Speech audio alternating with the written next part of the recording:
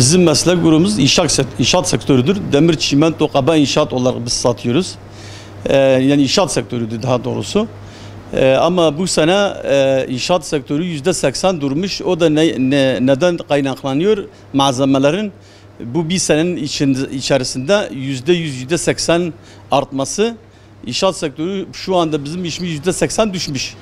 Yani mesela diyelim ki bir haftada 5 araba çimento satacağımıza şu anda bir haftada bir araba çimento satıyoruz.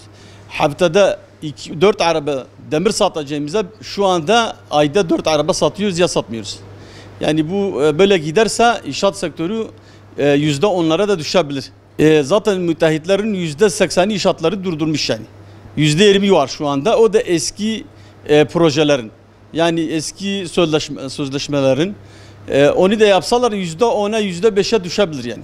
Yani önümüzdeki aylarda yani 4-5 ayın içerisinde yani bu gidişle bu inşaat sektörü böyle malzemeleri yükselirse şu anda bizim kaba inşaatta %100 yükselmiş.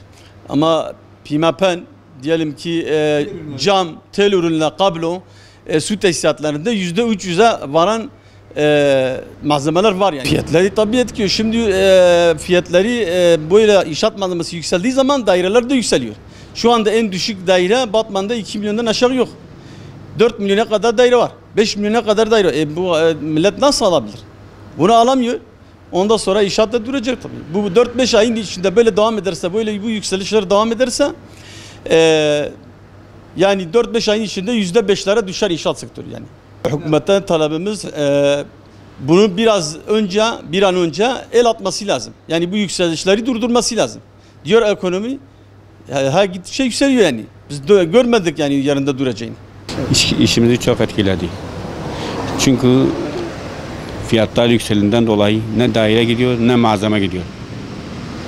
Bu faizler yükseldiği için millet direktmen faize yatırıyor parasını. Para dışarıda olmadığı için, hepsi bankalarda olduğu için kimse ne daire satıyor ne bir şey, ne malzeme alıyor. Satış var, alış yok. Alış yok. Yani yapılıyor ama aldığımız malzemeyi yerine koyamıyoruz. Evet, inşaat yani satışları daha düşmüş. Hem düşmüş bir de satışlar olmuyor. İnşaat olmadığı takdirde bütün inşaat malzemeyi satan kişiler iş yapamıyor. Yani bu fiyatlardan dolayı, nakliyeden, mazottan, her şeyden dolayı bir şey yapamıyoruz. Şimdi %50'den daha fazla düşmüş abi. %40'a kadar gelmiş yani. %300 arttı. Bu yüzden satış yapamıyoruz.